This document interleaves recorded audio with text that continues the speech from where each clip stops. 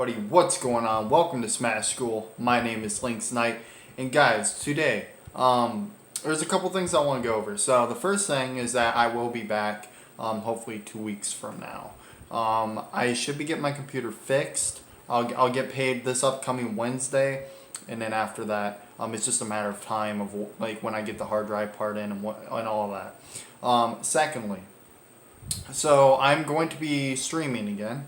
The only downside is I work third shift now, so it's going to be very difficult for me to like put that in my schedule. I know for a fact I will be able to stream on the weekends. I do know that for a fact. As far as the weekdays, I'm not exactly sure yet. We'll just have to see how that goes, without it like really affecting my personal life. So we'll find out about all that once I start streaming. And then comes to my third thing. So I've been seeing like a lot of people post on Twitch, like in Smash streams in general. I've been seeing a lot of people post like, how do I get better? I'm garbage. I suck. How do I overcome this? If you haven't already, check out my video where I talk about like how to improve in Smash. That was the first one. This one will be the second one. And of course it's gonna be done without as good of quality and without music, of course. But so the thing that you have to understand about Smash is this game is so much more than just playing. Okay, it's so much more than that. Like in my personal opinion, it's like 20% muscle memory, and then like the other 80% is just mental. You have to understand that this game is mental. It just is. So like for example, if like there's a lot of people that talk about like how do you get reads? Like that is the biggest number one thing that I see talked about is how do you get reads. Reads come from like taking a wild guess. That is the best way to sum it up. It's very hard for Smash players or professional Smash players. It's very difficult for them to explain this to you because it's like the spur of the moment. Like there's so many thoughts that go through your mind when you're playing. Like if you're fighting, like for the sake of the video, we'll just say Donkey Kong, right? So you're fighting a Donkey Kong. You know that you go based off your knowledge of the character, right? He's super powerful. He's got really good back hair. He has the ding dong, of course. Everybody knows that, so you want to watch out for being grabbed. And Donkey Kong is up B's really good. Down B can be very useful in certain situations. So you already know kind of what to look out for, and of course he can be comboed very heavily, so that works in your favor.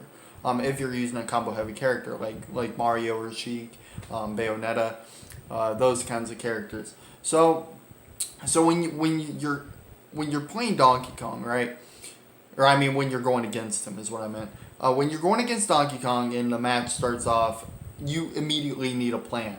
That is so important. You need a plan. Like, okay, so at the very beginning of the match, I made Mario, right? So I'm gonna go in and I'm just gonna fish for a grab. Like I'm not gonna make it obvious, so you don't want to spam it.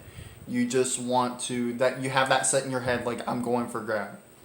And once you get the grab, it's what you do after that. Like, okay, I'm gonna go for combos, and of course, not everything works out the way that you want it to. So that's when you have a plan B, right? Like if I don't get the grab, then that's fine. I'm gonna start going for dare because a lot of people underestimate down air with Mario.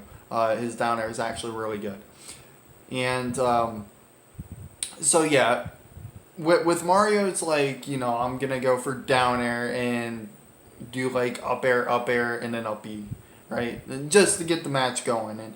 And from there, it just plays out in itself because you have every match, and I do stress this very much, every match will be different.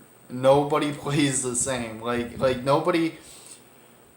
How do I say it? Like not all Donkey Kongs are the same, right?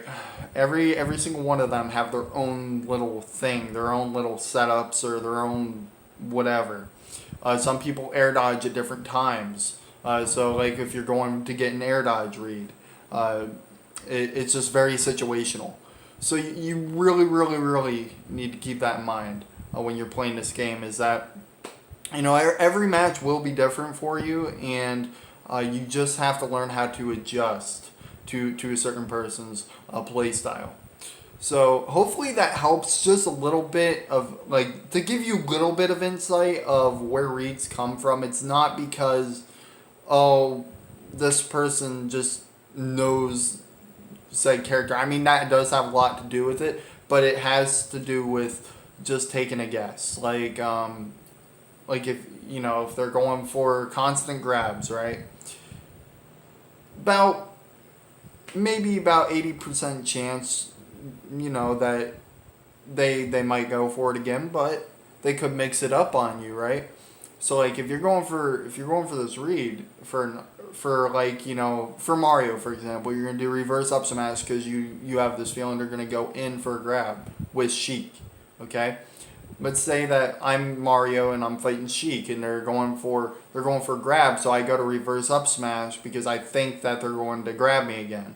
But they mix it up. They jump and then they do in my up smash misses, and then they do forward air to bouncing fish or something like that. Of course, that would be at high percent.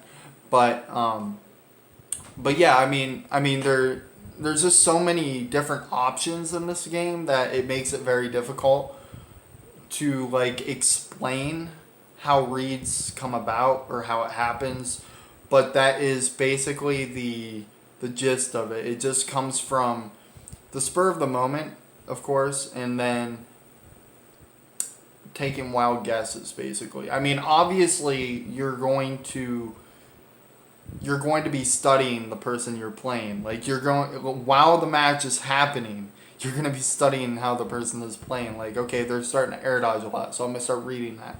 They're air dodging at the exact same time. A lot of people, when they get knocked up into the air, on For Glory, for example, if you're having trouble on For Glory, a lot of people tend to air dodge right away. And it's so easy to read that, and it's very, very easy to punish.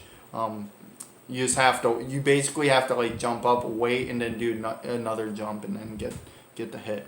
But hopefully this video helped you just a little tiny bit. I mean, I'm not expecting it to help you a lot. I'm just trying to give you a little bit of insight on why Smash players get reads. And if you didn't know how that happens, hopefully this helps. But without any further ado, guys, I will see you guys on my stream. And of course, that will be twitch.tv/LinksNight. Alright, guys. Peace out, and I'll catch you guys in the next one. Peace!